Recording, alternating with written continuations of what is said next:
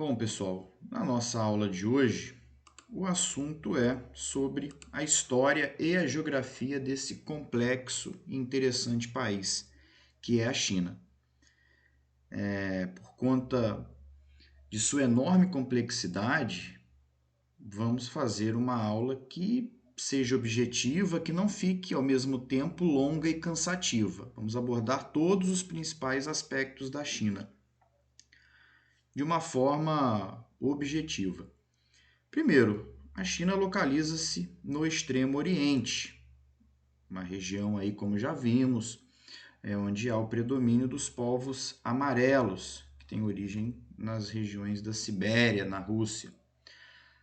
A China é o terceiro maior país do mundo em extensão territorial, as principais cidades da China no mapa. Na questão da organização política da China, a instituição mais importante é o Partido Comunista da China. O líder supremo do partido e do país comanda o Estado, o partido, o exército, é a chamada Santíssima Trindade Comunista.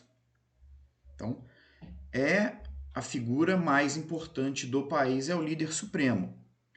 Há na China um presidente, que geralmente também é o líder supremo, e um primeiro-ministro.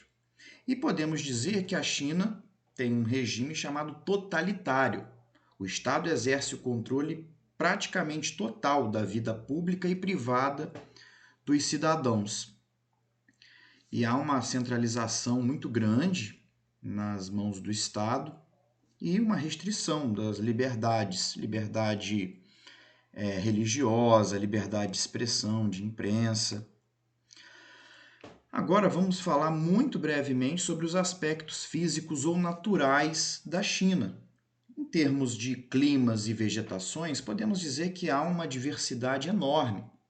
Há vários tipos de climas, de vegetações, também de relevo. Temos planícies, planaltos, cordilheiras, uma hidrografia também muito rica. O gráfico traz que a China, atualmente, é o país que mais polui no mundo. E até mesmo por conta disso, a China vem investindo em alternativas, principalmente de energia, para diminuir a sua poluição. Então nós temos aí as duas maiores usinas hidrelétricas do mundo hoje estão na China. Também é um país que investe muito na energia solar. A China hoje já é a maior produtora de energia solar do mundo. Várias fazendas gigantescas de produção de energia solar.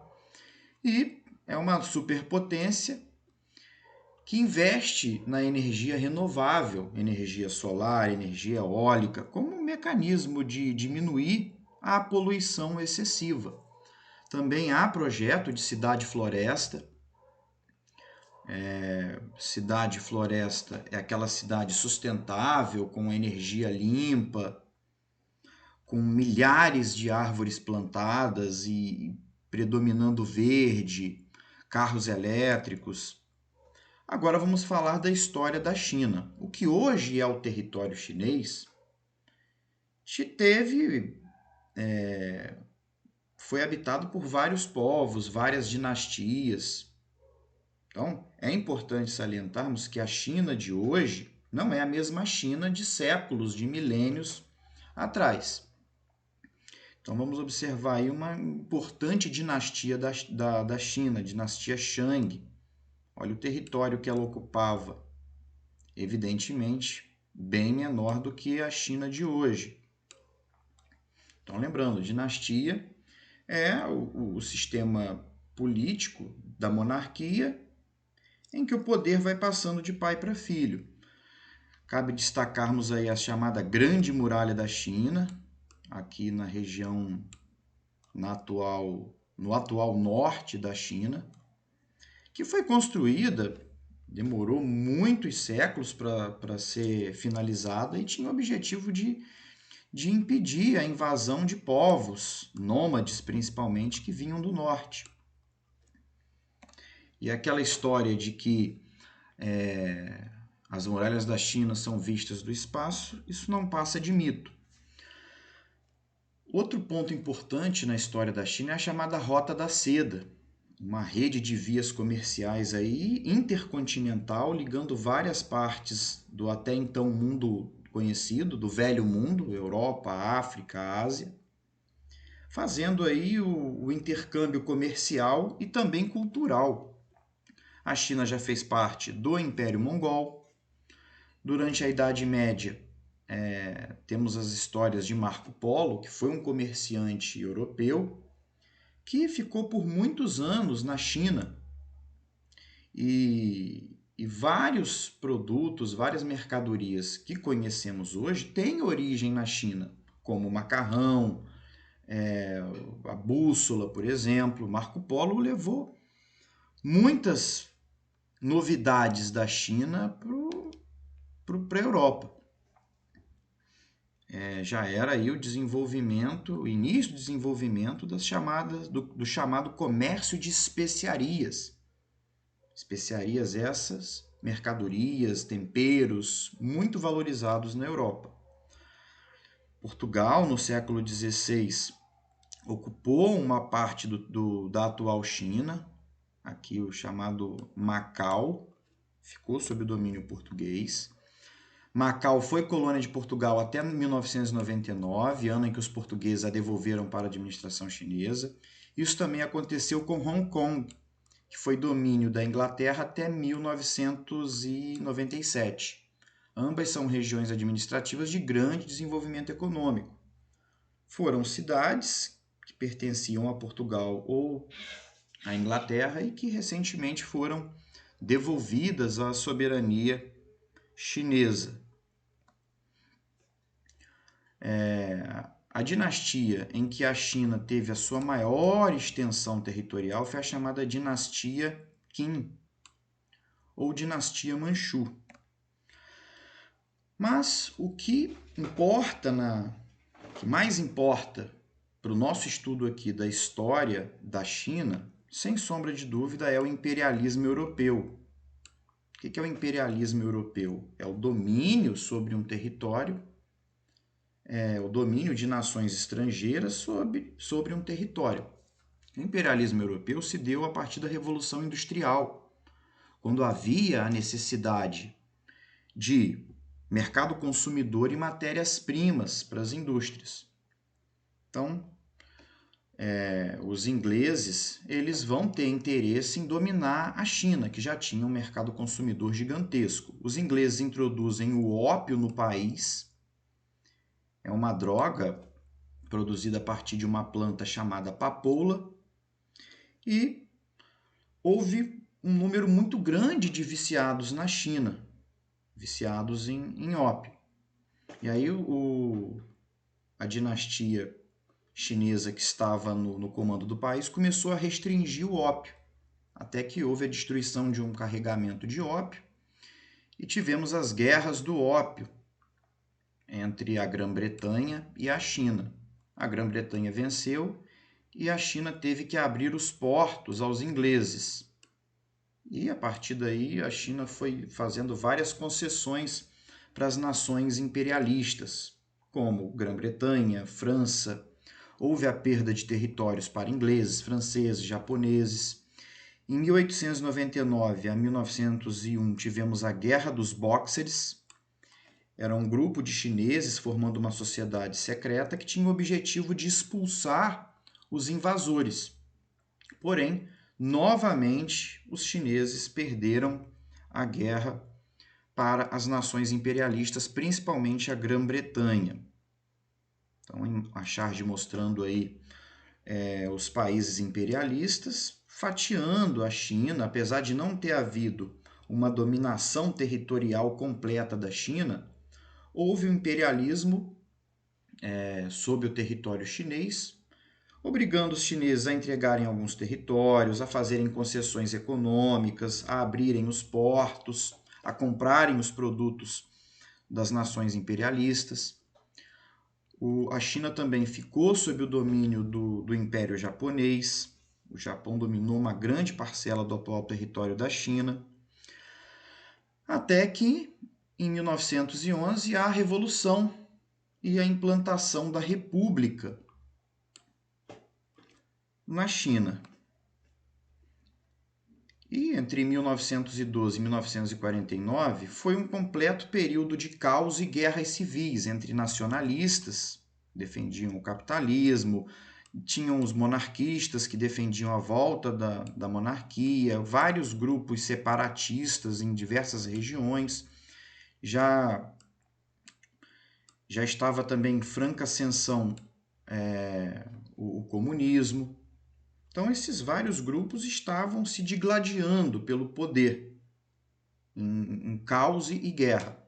A partir da década de 30, expansão japonesa, ampliando a sua expansão sobre o território chinês. Os chineses se unem para expulsar os invasores e os japoneses abandonam a China em 45 e logo após retornam às disputas pelo poder na China. Porém, o conflito principal, a guerra civil principal, se deu entre os nacionalistas, liderados por Chiang Kai-shek, e os comunistas, liderados por Mao Tse-tung. E já no contexto da Guerra Fria, Chiang Kai-shek apoiado pelos Estados Unidos, Mao Tse-tung pela União Soviética, uma guerra civil sangrenta, e com o apoio da União Soviética, os comunistas vencem em 49. Nascendo então, em 49, a República Popular da China, com base nas teorias de Marx e Lenin. Mao Tse-tung, ele vai implantar o socialismo na China.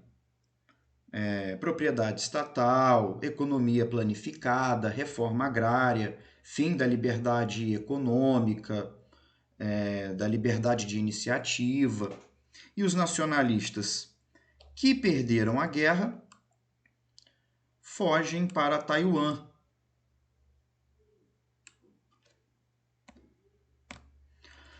Em 1959, há a cisão, o fim da união entre chineses e a União Soviética, porque o líder da União Soviética, Nikita Khrushchev, se aproxima de países capitalistas e nega a tecnologia nuclear a Mao Tse-tung. Mao Tse-tung queria também ter acesso naquele momento às bombas atômicas, às bombas nucleares.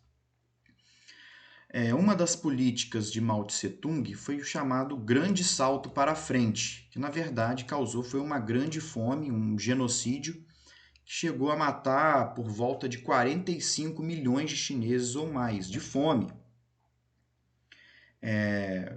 A reforma agrária empreendida por Mao Tse-tung desorganizou a produção agrícola no país. Então, tudo que era produzido tinha que ser entregue ao Estado, era entregue ao Estado, o Estado que decidiria o que fazer com essa produção. E isso acarretou uma desorganização na produção agrícola no campo. Esses alimentos do Estado eram utilizados também como forma de pressão. As pessoas no campo só receberiam os alimentos se comungassem com as ideias de Mao Tse-tung. Então, houve aí um dos maiores genocídios, talvez o maior genocídio do mundo.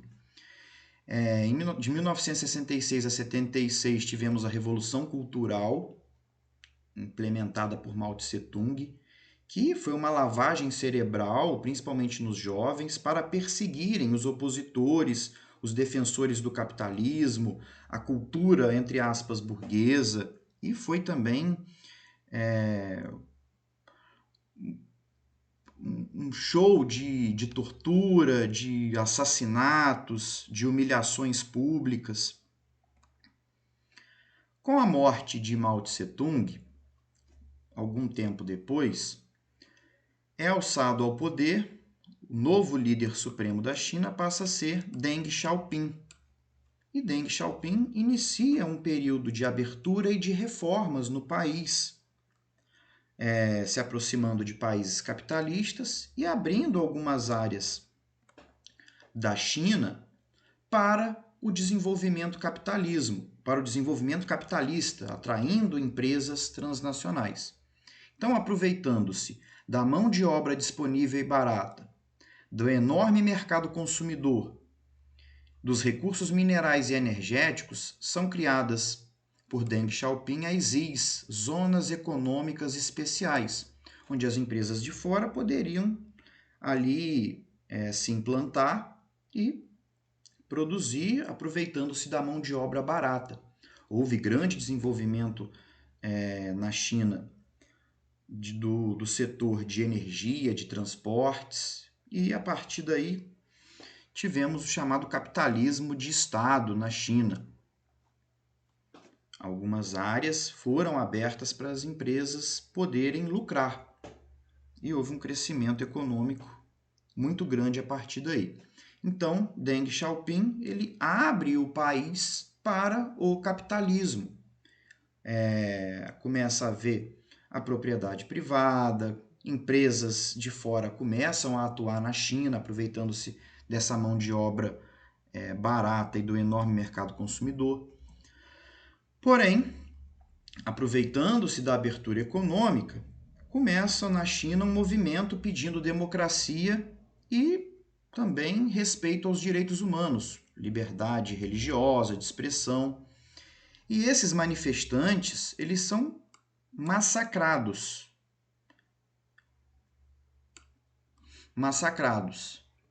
pelas autoridades chinesas no chamado Massacre da Praça da Paz Celestial em 89. Era a China dizendo, olha, estamos abrindo o país para o capitalismo, mas politicamente iremos continuar com o regime totalitário, autocrático, não democrático. Agora vamos falar de demografia, de população da China. A China é hoje o país mais populoso do mundo, porém nas próximas décadas deve perder esse posto para a Índia.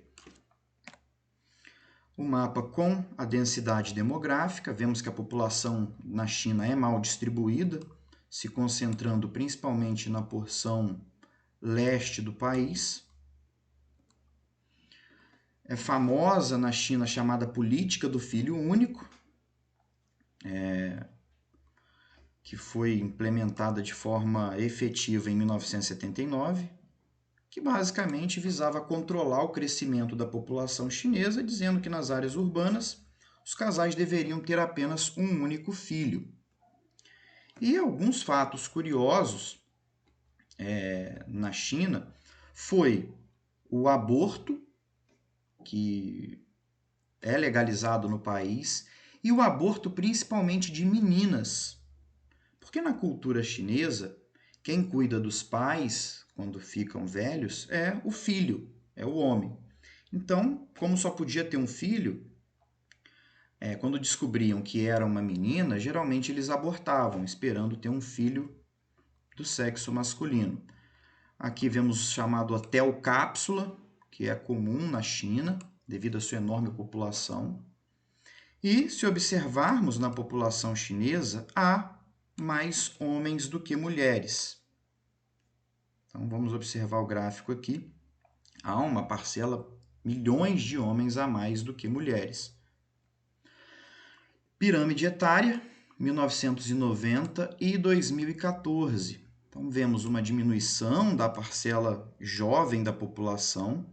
E nos últimos anos, por conta das melhorias das condições de vida, há o aumento da expectativa de vida e também começa a aumentar na China o número de idosos. Isso fez com que a China, alguns anos atrás, permitisse que os casais agora já podem ter 2 filhos.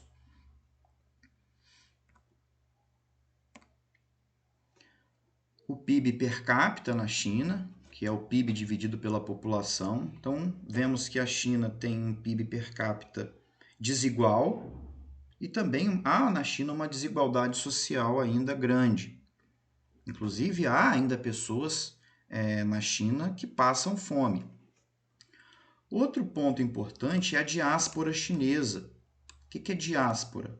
É a emigração, saída de chineses migrando para várias partes do mundo. Há chineses hoje em várias partes do mundo.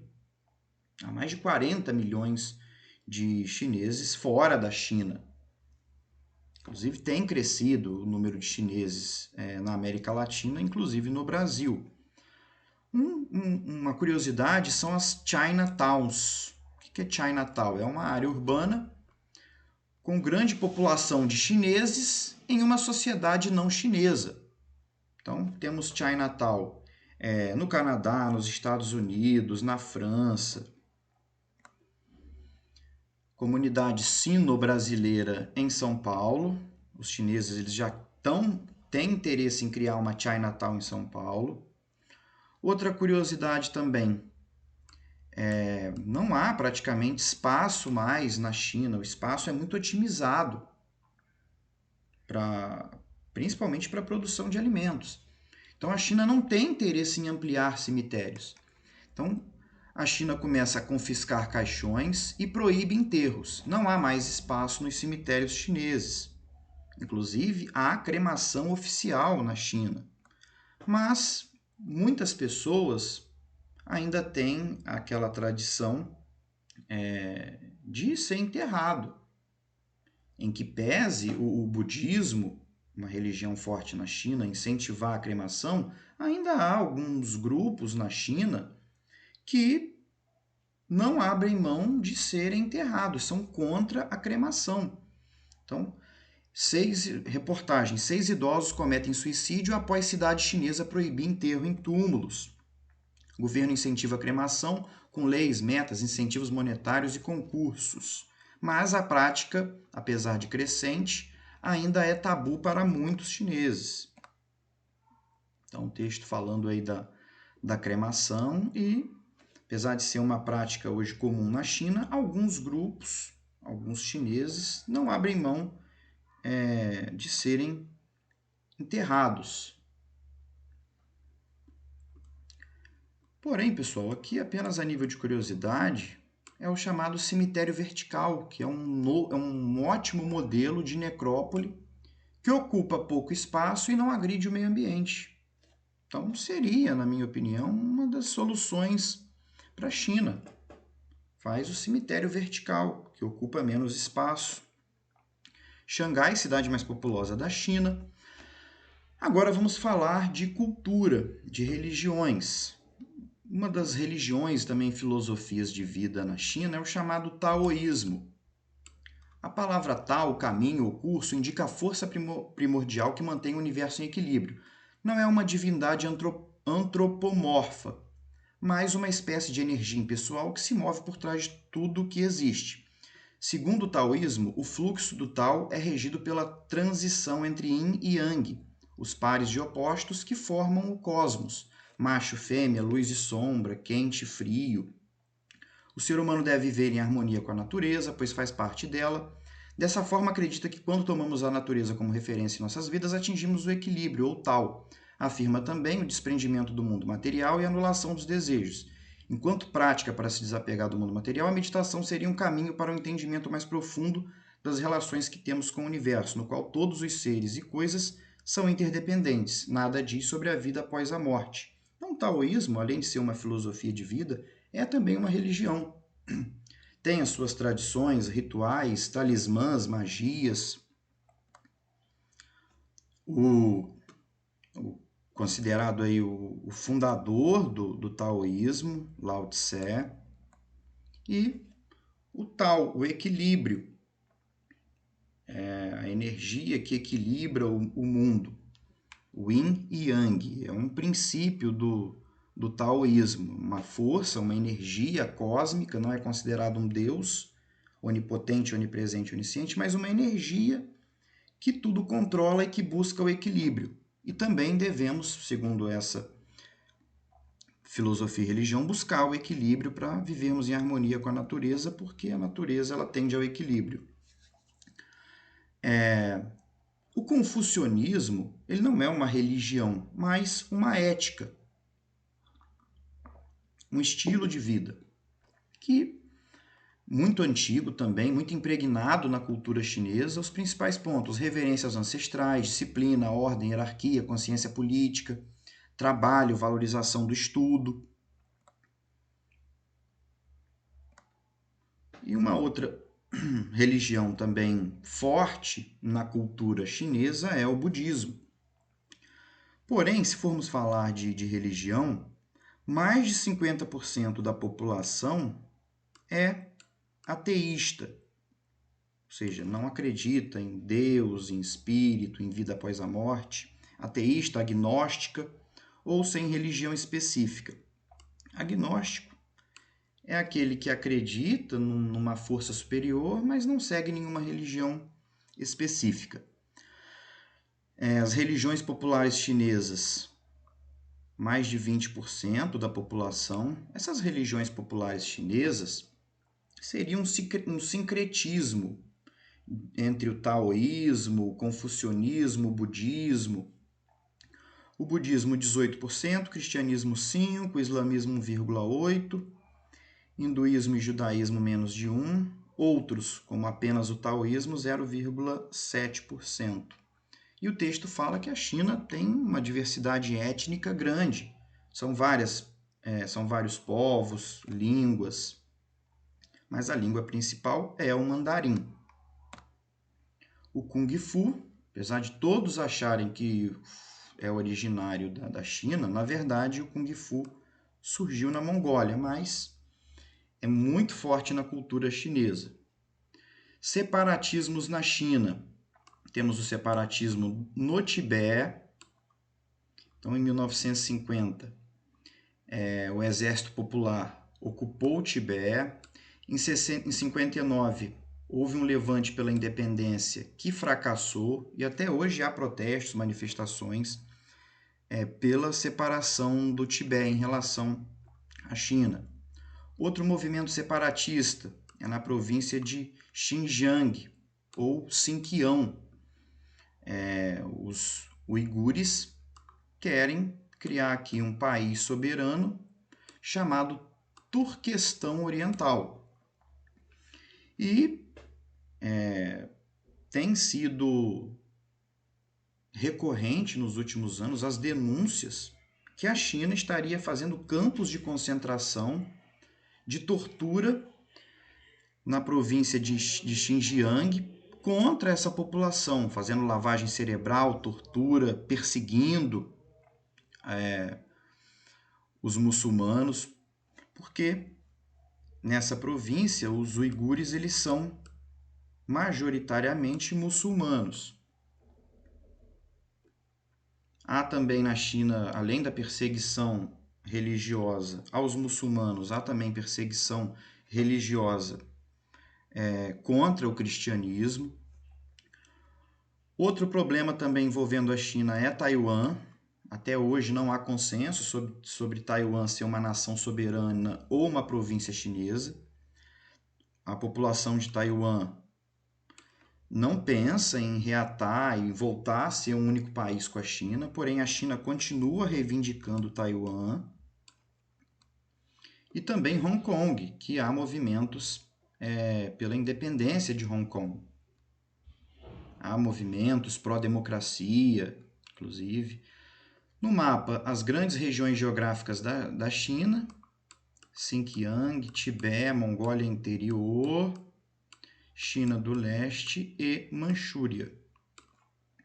Agora vamos falar muito rapidamente da economia chinesa. A China é hoje o segundo país mais rico do mundo, mas tem projeção para nas próximas décadas ser o primeiro.